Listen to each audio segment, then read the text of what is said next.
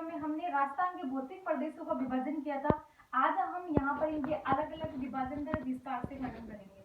जिसमें पहला है आपका पश्चिम मरुस्थलीय प्रदेश, दूसरा है अरावली पर्वतीय प्रदेश, तीसरा है पूर्वी मैदानी प्रदेश और चौथा है दक्षिणी पूर्वी पठारी प्रदेश। जिसमें पहला है आपका पश्चिम मरुस्थलीय प्रदेश। इसमें जो पश्चिम मरुस्थलीय प्रदेश है इसकी लंबाई तो 640 है और चौड़ाई इसकी 300 किलोमीटर है। उसके बाद में जो पश्चिम मरुस्थलीय प्रदेश है इसका जो अरावली प्रदेश है, अरावली पर्वतीय प्रदेश है, उससे पश्चिम में इसको दो भागों में बांटा गया है। इसमें पहला है आपका महान मरुस्थल और जिसको अपन शुष्क मरुस्थल भी कहते हैं, और दूसरा है आपका अर्ध शुष्क मरुस्थल। तो ये महान मरुस्थल है। इस महान मरुस्थल में है ना राजस्थान के 4 जिले आते हैं, जो बाड़मेर, जैसलमेर, बीकानेर और जोधपुर। महान मरुस्थल में ये 4 जिले आते हैं, सीमावर्ती जिले बाड़मेर, जैसलमेर, बीकानेर और जोधपुर। फिर बाकी जो शेष जिले हैं वो आपके अर्ध शुष्क मरुस्थल में आते हैं। जो पश्चिम मरुस्थल है वो जो ग्रेट ओलियो आर्टिक जो मरुस्थल है उसका हिस्सा है। और अगर भारत की दृष्टि से इसको देखें तो जो पश्चिम मरुस्थलीय प्रदेश है वो भारत का जो थार मरुस्थल है उसका हिस्सा है। और जो ये थार मरुस्थल है इसका विस्तार पंजाब, हरियाणा, राजस्थान और गुजरात में है। उसके बाद में आता है जो पश्चिम मरुस्थल है इसका विस्तार राजस्थान के 12 जिलों में आता है। अगर पर्सन आपसे ये पूछे कि पश्चिम मरुस्थल का विस्तार कितने जिलों में है तो 12 जिले आएंगे। लेकिन अगर क्वेश्चन ये आता है कि अरावली के पश्चिम में कितने जिले हैं तो उसमें आपके 13 जिले आते हैं। उसमें आपका जो प्लस में जो सिरोही जिला है आपका वो भी अरावली के पश्चिम में स्थित है। तो अगर अरावली के पश्चिम में कितने जिले स्थित है तो 13 जिले आएंगे। और अगर पूछे कि पश्चिम मरुस्थल का विस्तार कितने जिलों में है तो उसमें 12 जिले आएंगे। अब वो 12 जिले कौन से हैं जिसमें आपका गंगानगर, हनुमानगढ़, बीकानेर, सीकर, चूरू, झुंझुनू, नागौर, पाली, जोधपुर, बाड़मेर, जैसलमेर और जालोर आता है। उसके बाद में जो पश्चिम मरुस्थल है यहाँ पर मिट्टी कौन सी है तो यहाँ पर रेतीली, बालू, शुष्क मिट्टी है जिसको अपन एरिडोसोल मिट्टी भी कहते हैं। इस मिट्टी में नाइट्रोजन, कार्बनिक पदार्थ और ह्यूमस की कमी होती है, यानी ये उपजाऊ नहीं होती है, ये बंजर भूमि उपजाऊ होती है, अनुपजाऊ होती है। और यहाँ पर जो पश्चिम मरुस्थल में जो अपन औसत वर्षा देखते हैं तो औसत वर्षा यहाँ पे 20 से 50 सेंटीमीटर यहाँ की औसत वर्षा है। और यहाँ पर पश्चिम मरुस्थल में जो वनस्पति विहीन गांव है वो सन जैसलमेर में है। इसको राजस्थान का थंडरबोल्ट भी कहते हैं। और भारत का थंडरबोल्ट मिजोरम है और विश्व का थंडरबोल्ट भूटान है। उसके बाद में देखते हैं कि जो पश्चिम मरुस्थल है उसमें जो सर्वाधिक मिट्टी का जो अपरदन और जो कटाव है वो वायु के द्वारा होता है। अभी जो एलडीसी 2018 का एग्जाम हुआ था उसमें क्वेश्चन आया था कि पश्चिमी मरुस्थल में सर्वाधिक मिट्टी का कटाव किससे होता है तो उसमें ऑप्शन थे वायु द्वारा, उसमें वायु द्वारा था और हवा द्वारा, उसमें वायु द्वारा था और जल द्वारा था। लेकिन इसका सर्वाधिक जो अगर पश्चिम मरुस्थल की बात करें तो उसमें सर्वाधिक मिट्टी का जो अपरदन है वो वायु द्वारा होता है। उसके बाद में देखते हैं कि पश्चिम राजस्थान का क्षेत्रफल 2,09,543.25 वर्ग किलोमीटर। इसमें आप ये सोच रहे हो कि पश्चिम मरुस्थल का विस्तार तो 1,75,000 वर्ग किलोमीटर है। लेकिन इसमें क्वेश्चन देखो आप, अगर आपसे ये पूछे कि पश्चिम राजस्थान का क्षेत्रफल कितना है तो आपको ये 2,09,543.25 वर्ग किलोमीटर करना पड़ेगा। और लेकिन अगर क्वेश्चन आपसे ये पूछे कि पश्चिम राजस्थान में मरुस्थल का कितना विस्तार है, अगर मरुस्थल शब्द आ जाए तो उसमें आपका 1,75,000 वर्ग किलोमीटर क्षेत्र आएगा। ऐसे ही अगर प्रतिशत की बात करें अपन तो पश्चिमी राजस्थान का प्रतिशत कितना है तो 61.11% आएगा। लेकिन अगर पश्चिम राजस्थान में मरुस्थल का प्रतिशत पूछे तो उसमें 52% आएगा। और यहाँ पे पश्चिमी जो मरुस्थल है इसमें जनसंख्या 40% निवास करती है। और पश्चिम मरुस्थल विश्व में सर्वाधिक जनघनत्व वाला और जैव विविधता वाला मरुस्थल है। और जो पश्चिम मरुस्थल है इसका उपनाम इसको रुक्ष प्रदेश भी कहते हैं।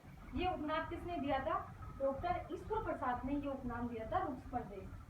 उसके बाद में देखें कि जो पश्चिमी राजस्थान है यहाँ पर कृषि कौन सी होती है तो यहाँ पर कृषि चक्रीय कृषि होती है। चक्रीय कृषि का मतलब होता है जैसे एक ही ऋतु में, जैसे कि मान लो रबी की मौसम चल रहा है, सर्दी का मौसम चल रहा है तो उसमें है ना फसल, जैसे यहाँ पर जैसे ये खेत है यहाँ पे तो यहाँ पे गेहूं की फसल हुआ थी तो अगली बार अगर रबी की फसल आएगी तो वहाँ पर गेहूं की फसल ना होकर सरसों की फसल हो जाएगी। इसको अपन चक्रीय कृषि कहते हैं, यानी एक ही मौसम में अदल बदल कर कृषि की बुआई करना। उसके बाद में आता है कि पश्चिमी मरुस्थल में उत्पादन क्षमता और उसके उपजाऊपन को बढ़ाने के लिए कौन सी फसलों का मतलब बुआई करते हैं, तो उसमें मूंग, मोठ, उड़द और गुआर का करते हैं। क्यों करते हैं, क्योंकि ये जो मूंग, मोठ, उड़द और जो गंवार है, इनकी जड़ों में एक राइजोबियम बैक्टीरिया जीवाणु होता है जो है ना भूमि के उपजाऊपन को बढ़ाता है। इसलिए इसके उपजाऊपन को बढ़ाने के लिए हम इसमें मूंग, मोठ, उड़द और गुआर का प्रयोग करते हैं, क्योंकि इनकी जड़ों में कौन सा जीवाणु होता है, राइजोबियम जीवाणु होता है। उसके बाद में अगर पश्चिम मरुस्थल की बात करें तो यहाँ पर चट्टानी कौन सी होती है, तो यहाँ पर चट्टानी होती है अवसा की। और यहाँ पे खनिज कौन से होते हैं, तो पश्चिम मरुस्थल में खनिज अधात्विक खनिज पाए जाते हैं, जिसका दूसरा नाम हम इसको समुद्री खनिज भी कहते हैं। अगर हम मान लो क्वेश्चन आ जाए कि पश्चिम मरुस्थल में कौन से खनिज पाए जाते हैं और उसमें अधात्विक खनिज ऑप्शन में ना होकर अगर समुद्री खनिज ऑप्शन में है, तो आपका आंसर क्या होगा, समुद्री खनिज। याद तक आ गया। उसके बाद में देखते हैं जो पश्चिमी मरुस्थल है वहां पर वर्तमान में जो इंदिरा गांधी नहर परियोजना है उसके माध्यम से सिंचाई की जा रही है। उस सिंचाई के माध्यम से यहाँ पर व्यापारिक फसलों की कृषि की जा रही है। और यहाँ पर दूसरी क्या हो रहा है कि इसकी जो इंदिरा गांधी नहर परियोजना का जो क्षेत्र है वहाँ पर उसके पास में है ना सेम की समस्या उत्पन्न हो रही है। यहाँ पर वहाँ पर पानी के बहाव होने के कारण वहाँ की जो धरती है वहाँ पे दलदली ऊपर से दलदली हो गई है, जिससे सैंड की समस्या उत्पन्न हो रही है। अगर सर्वाधिक अपन सैंड की समस्या देखें तो ये बड़ोपल हनुमानगढ़ में होती है। उसके बाद में अपन ये देखते हैं कि जो पश्चिमी मरुस्थल है यहाँ पर वर्षा का वितरण किस प्रकार से किया गया है। तो इसमें अपन ये देखते हैं कि जैसे मान लो अपन ये राजस्थान की स्थिति देखते हैं, इसमें ये अपना अरावली का पार्ट आ गया, इसमें ये आपका महान मरुस्थल आ गया और ये आपका आ गया अर्धशुष्क मरुस्थल। अगर मान लो आपसे ये पूछे कि पश्चिमी मरुस्थल के यानी पश्चिमी रेतीले मरुस्थल में कितने सेंटीमीटर वर्षा होती है, तो पश्चिमी रेतीला मरुस्थल में तो आपका ये जो महान शुष्क मरुस्थल है, महान मरुस्थल या जो शुष्क मरुस्थल है ये भी आएगा और ये आपका अर्धशुष्क जो मरुस्थल है इसमें ये भी शामिल होगा। तो यहाँ पर अपन यहाँ पे जीरो से लगा के जो महान मरुस्थल है वहां पर जो जीरो से लगाकर 25 सेंटीमीटर तक वर्षा होती है, और जो ये अर्धशुष्क मरुस्थल है यहाँ पर 25 से लगा के 50 सेंटीमीटर तक वर्षा होती है। तो इसमें मान लो क्वेश्चन ये आ जाएगा आपका कि रेतीले मरुस्थल में कितने सेंटीमीटर वर्षा होती है, तो उसमें तो आएगा आपका 50 सेंटीमीटर। पिछली बार सेकंड ग्रेड में एक क्वेश्चन आया था, उसमें था कि पश्चिमी रेतीले मरुस्थल में कितने सेंटीमीटर वर्षा होती है, तो उसमें आपका 25 था, 20 था, 30 था और 40 था, उसमें 50 नहीं था।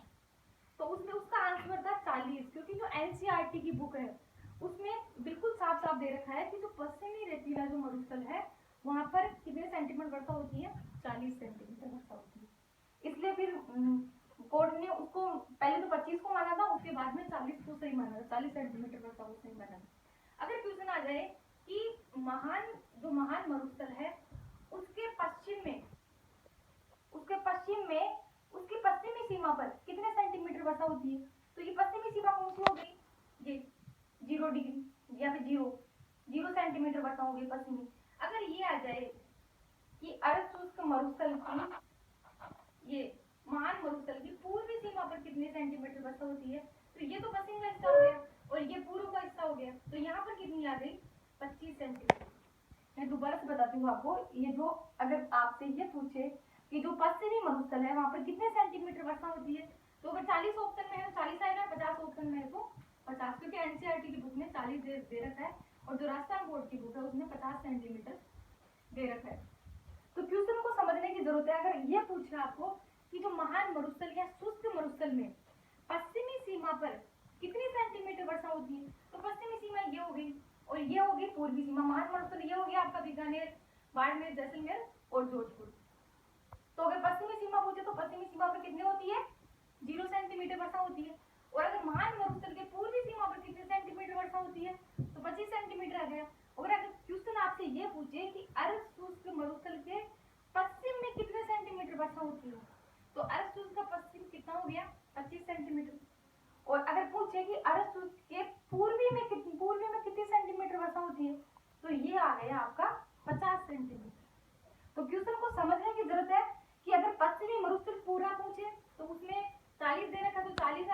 दे रखा तो 50 आएगा। दोनों एक साथ कभी भी नहीं आएंगे, या तो 40 आएगा या 50 आएगा, दोनों एक साथ नहीं आएंगे। और अगर इन दोनों में बात करें तो आपका जो इसके महान मरुस्थल के पूर्व में पूछे तो पूर्व में पूछे तो 25 आएगा और पश्चिम में पूछे तो 0 आएगा। यहाँ तक क्लियर हो गया। उसके बाद में देखते हैं,